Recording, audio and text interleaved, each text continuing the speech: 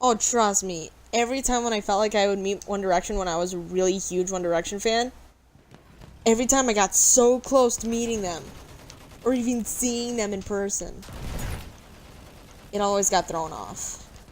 So that's why I don't want to raise my hopes too much. But I've known Mark for like 4 years. That just boggles my mind. That I've stuck around for that long. 4 or 5 years. Oh my gosh, I don't even remember now. Okay. We got a story here tonight. Have I read Slender Woman to you already? Yeah. Damn it. Okay. You know what? Let's, what about, wait, what about, Happy Halloween? What was the last, Oh, I don't even remember the last. We have taken objective chapter of that. what do you remember of it? Not much. Do we just want to start over? We have lost objective Charlie. I want to. I don't feel like reading this one right now. I just feel like staying on task with one story right now. So. Ugh, they're so hard to find because of you. Any search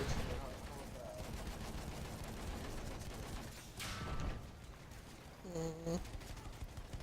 Look at this sexy beat. Oh shit. God. We could do a Demon Butler and a Fallen Angel.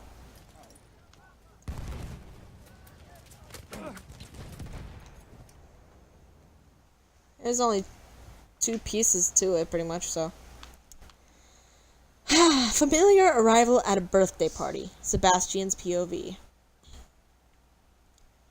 It was exactly 7 years ago when the young master, Ciel Phantomhive, and I met Grell, a Grim Reaper, for the first time. Gosh damn it, people are texting me! Don't you hate that? After the fight and we returned home, I helped Master Ciel to bed and was about to head to my room as well when I heard a faint, soft singing in the distance. I rushed to it, finding myself at a foggy cemetery. The singing continued. I followed the singing to a small shack. Inside was glowing red. I opened the door slightly to take a peek inside when I saw a young lady sending a soul to hell. What is this? Who is this young lady? In that moment, she stood straight. That's a horse. She stood straight, snapping her fingers, making everything go dark. I opened the door all the way to find nothing in the shack. No open doorway to hell, no girl, nothing. I started to head home, and when I came back in the morning, the shack too disappeared like it was never there. Young master, you have an invitation to Lady Elizabeth's party. Do you wish to attend? Ciel read over the invitation, thinking about it. Lady Elizabeth has changed from the young cute girl we used to know to a young beautiful woman. Ciel stood from his seat at his desk. I shall attend. I'm still surprised how much Lizzie has changed from that young girl I used to know, who dressed you and the others up just to make things around here more feminine. Yes, she has come a long way from that time. Will you be bringing up the marriage preparations tonight? Ciel and Elizabeth have been ready to wed any day now, but I fear Ciel is worried about hurting her since she is now a demon.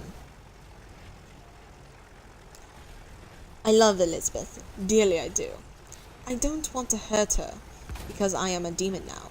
There must be a way for me to return normal. Ciel hasn't oh,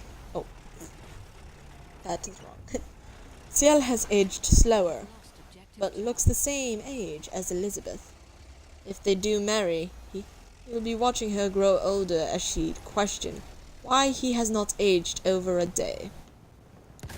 Ready the vehicle for transportation. We shall leave immediately to hunt this demon down before the party tonight. I bowed. As you wish, master. Have you located the demon? His next target will be Lady William's estate. Lady William is a widow whom has lost her husband in a fire and her child murdered at the circus years ago. I readied the transportation and opened the doors for Ciel when he came out of his room.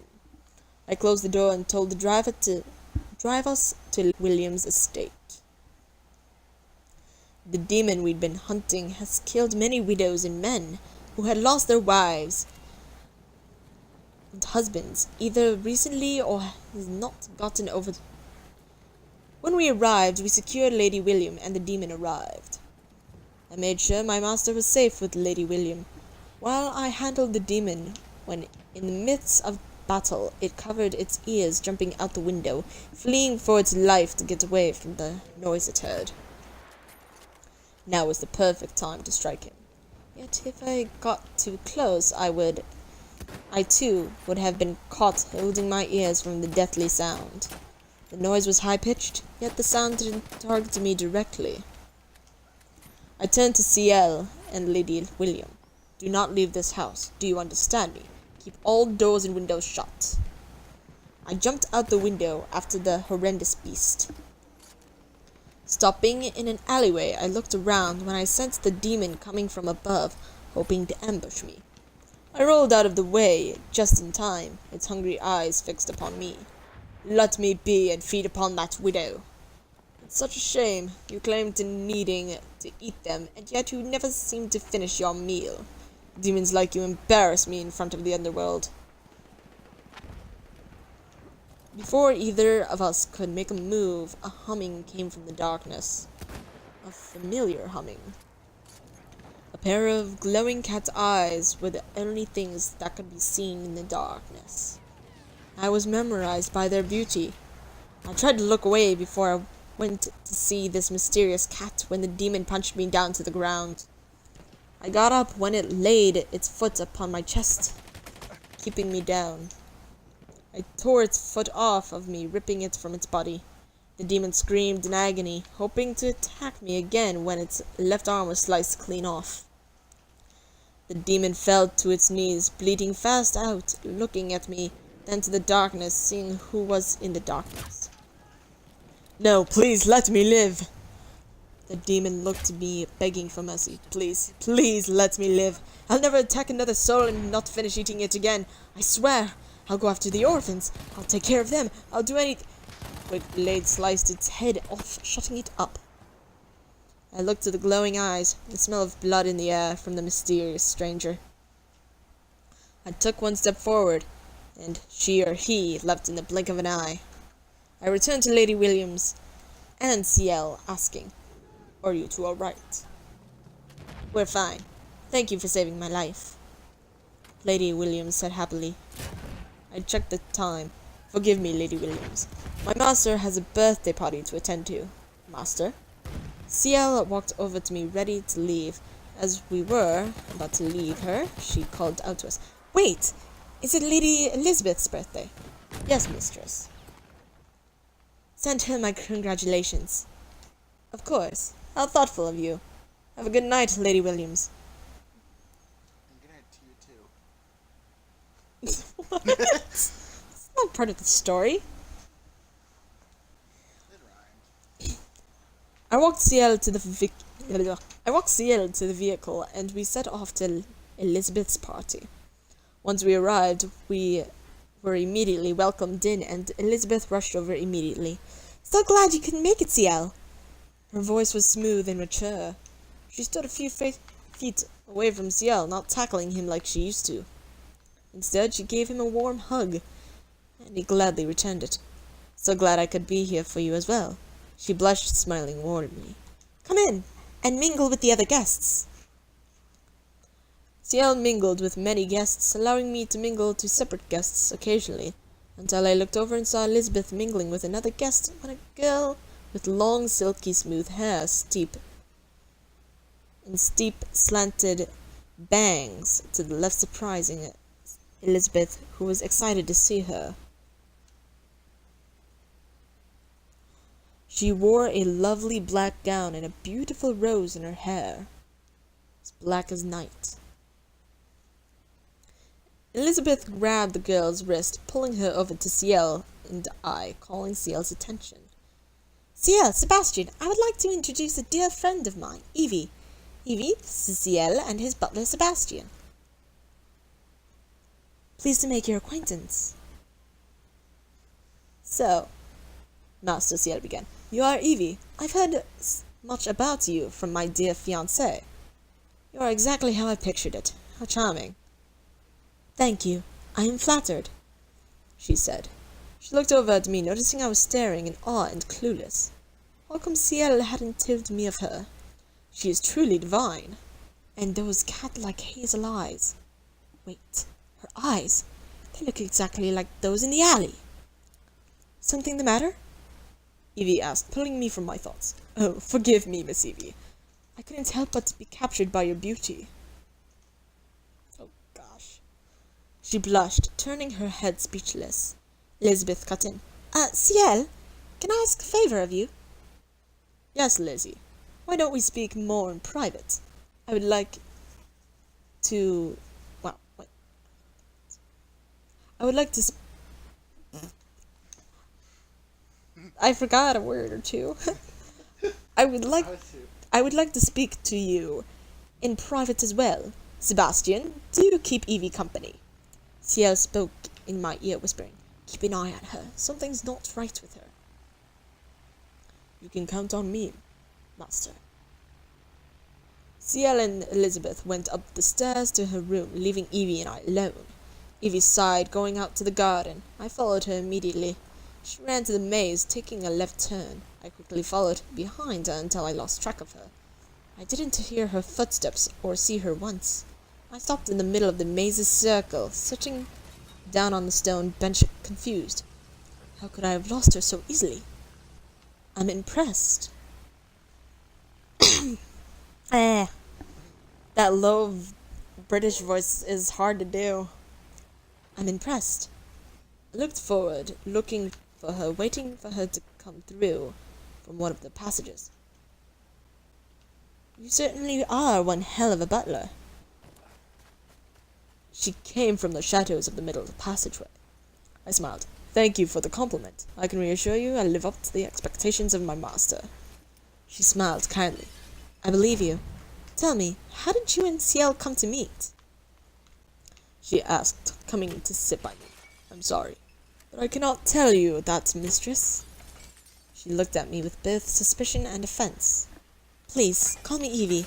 I'm not used to anyone calling me mistress or any sort. I am not at higher status than yourself. Is that so? Then tell me, how did you and Lady Elizabeth come to meet, if I may ask? She looked up at the moon. All right, I guess I can tell you that much, good sir. She went to the cemetery to pay respects to Madame Red and Ciel's parents. She found me lying by a tree unconscious and immediately took action, afraid I was hurt since I hadn't awoken. That was almost a year ago. I had returned to London for her birthday as a surprise. So, I take it you travel a lot. Around. I do. With my caretaker and friend. And where they know. Back home in America.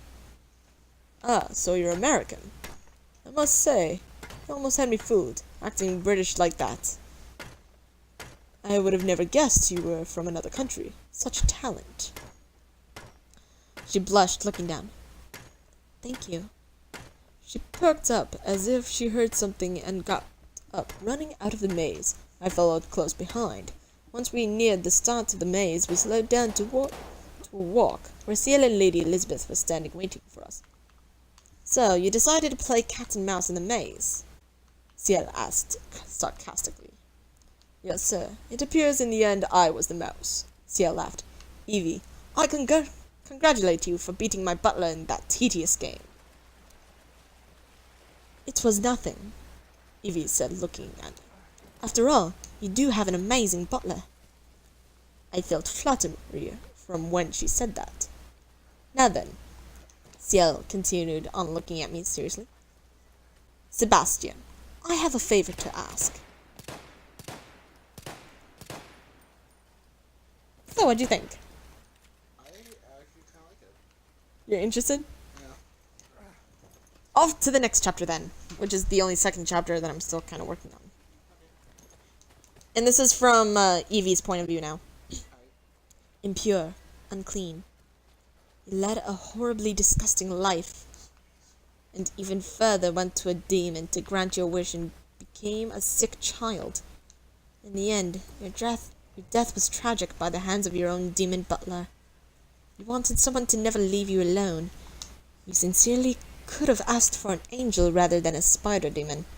To mess around and act like a spoiled child was a mistake. Now, here you are in hell. But in the end, you got the love you so much desired. Eloise Trancy. I woke up before dawn in the Phantom Hive Manor guest room, recalling all that happened last night. Elizabeth asked Ciel if I could stay at the manor since important events came up, not allowing me to stay with her like the original plan was. Ciel granted Elizabeth's wish and we stayed all night. However, I could not recall when or where I passed out. I dragged myself out of bed, sneaking downstairs and outside the manor in the back where roses and other flowers bloomed, wet with morning dew. The sun was high, insinuating that it was 6 a.m. I drew a deep breath, letting it all out. Good morning, Miss Evie. That was horrible. Good morning, Miss Evie. I turned to see Sebastian, all dressed and proper as a butler should be. Good morning, Sebastian. Did you sleep well? I should be asking you that question. However, you can rest assured I slept rather pleasantly. What about you? Did you sleep soundly? I did. Thank you for asking. Why did I ask when I passed out last night? We passed out in the carriage on our way home. Funny. I don't remember getting in the carriage at all. A flashback of a polite and familiar gentleman giving me a drink near the doors came to me. From that I could gather that Sebastian was keeping something from me that happened last night. If you do excuse me, Miss Evie, I should go finish mine. That is all I have. Kind of leaves a little suspense, doesn't it?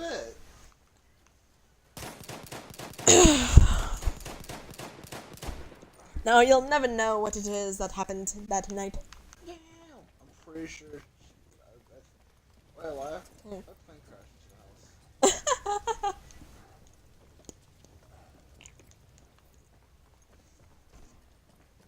What time is it? Oh, it's 12:23. Well, before we get to another story, because... Oh, no. Oh, okay. It's fine. Did I read Nightmares Become Reality to you? Do you know what happens in that story at all? Horse.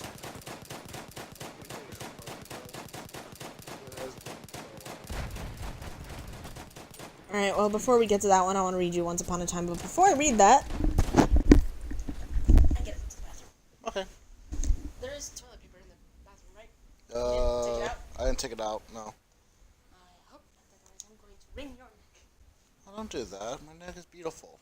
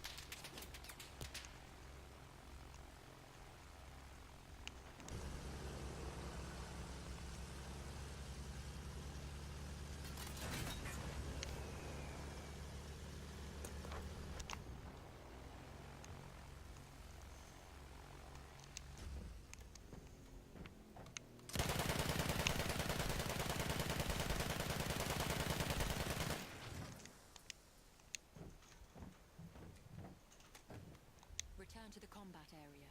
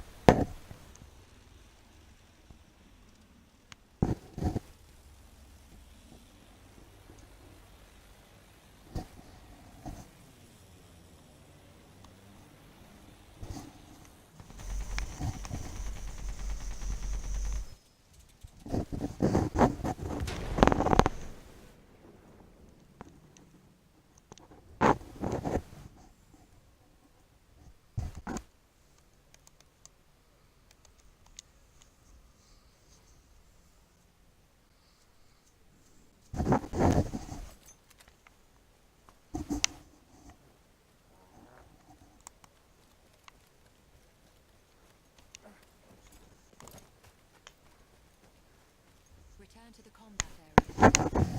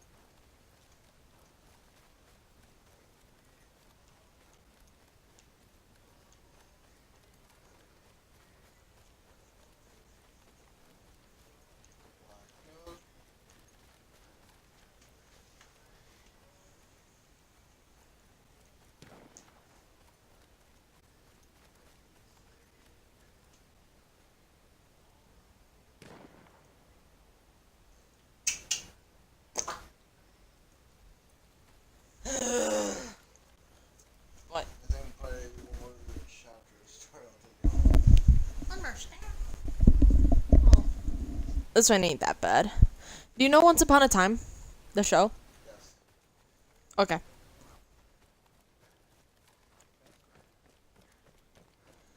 Well, this is a...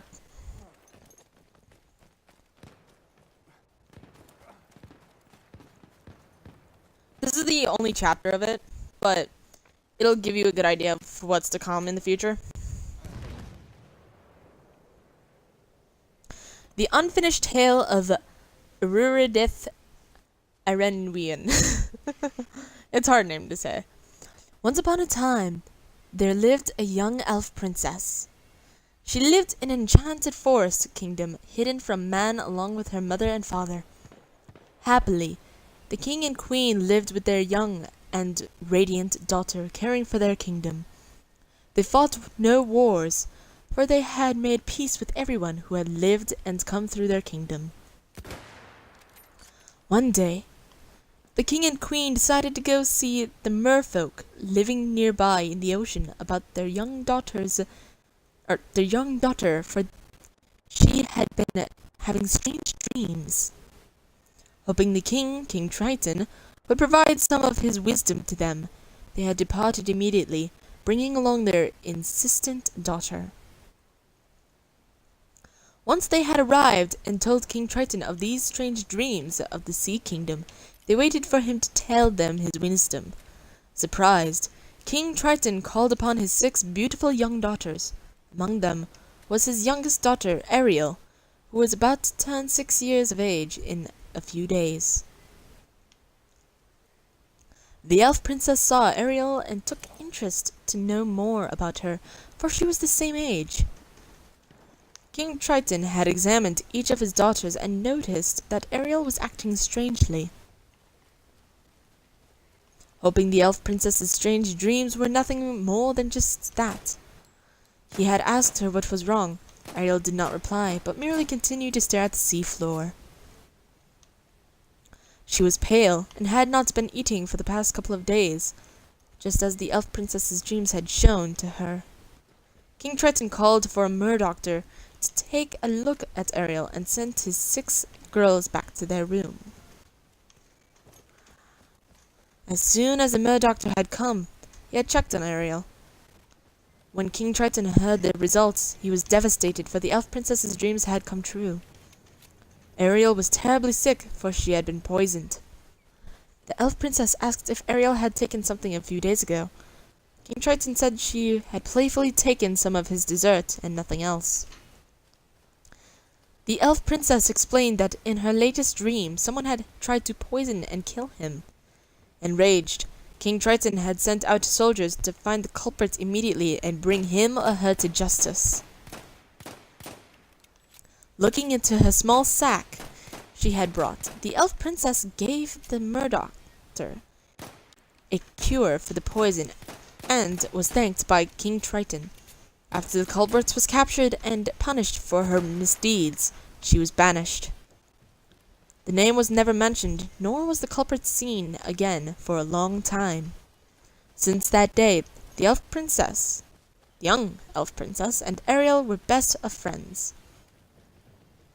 Whenever she could, the young elf princess went to the sea and was granted to be a mermaid all day to play with Ariel, since Ariel could not go up to the surface forbidden by her father. As years went by, their time together had shortened, for they had to prepare for duties soon handed to them to help them rule their kingdoms. 2 years passed, and much has changed. The elf princess was also curious of the forbidden world, the world of man.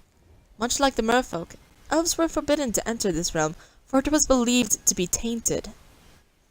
The elf princess had spent most of her free time riding her horse throughout the forest and practicing her magic.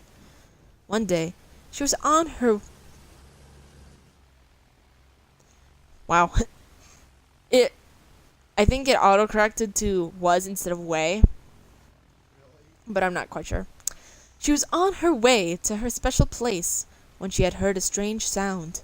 She immediately followed it to find a young human boy wandering in her forest.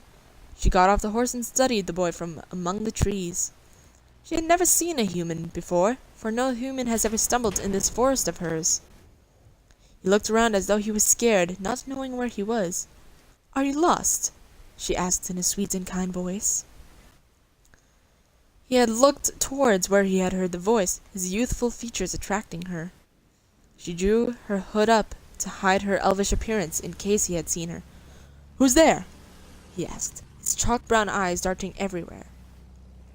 She had come out of hiding. He stared at her, trying to make sense of who she was or if they had ever met. "Don't be alarmed. I'm not going to hurt you." "Why would you? You're just a little girl." "I'm more than just a little girl," she snapped. "I'm sorry. I'm lost and kind of scared," he said apologetically. "Apology accepted. Where are you from?" "A small village a few miles back. I was following Papa, but somehow got lost. I can help you find him."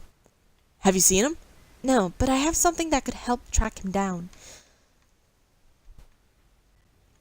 She showed him her even star around her neck and told him to touch her necklace and think of his father. He did, and it began to glow. She followed her senses and went the direction the boy came in. As the even star glowed brighter, the closer they drew until the boy heard his father yelling for him. He told the princess thank you and his name and left her. Once she returned home that night, she had noticed that her father was leaving to lead an army to war. Is that it? Yep. Son of a bitch. Were you really getting drawn in? A little bit. I'm really curious about the war part. It's really war. This tree deserves, but getting to it. No! Good. Balls. Good. Oh well.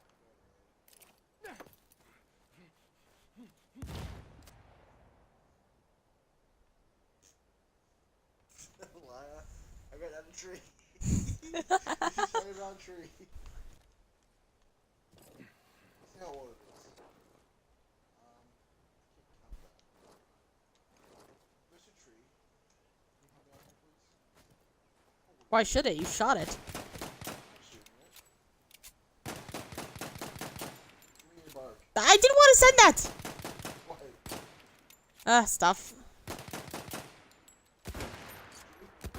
Why are you turning my woke into wine? I'm trying to type, but it keeps autocorrecting. I said sorry if I woke you, but instead it said sorry if I wine you. Like red wine.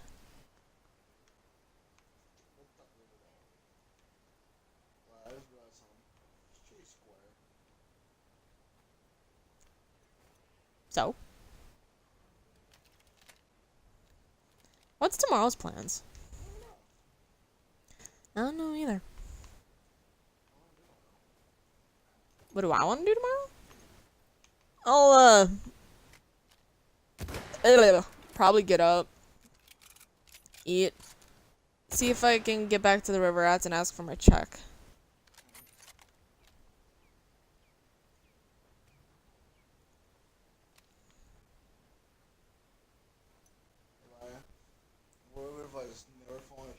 call Spike, I think it was. Gonna hurt.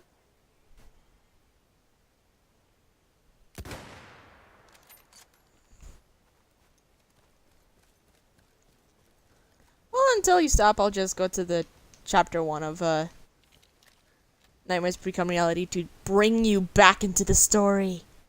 As soon as I start reading part of it, I'll remember. Okay. We'll see about that. Okay. Kind of surprised that you were actually drawn into that story a little bit. It was like, what, seriously? Oh my gosh. Oh my god, Nightmares Become Reality. Chapter 1. That is not chapter 1. That is chapter... the end. yeah. I'm also, like, updating it.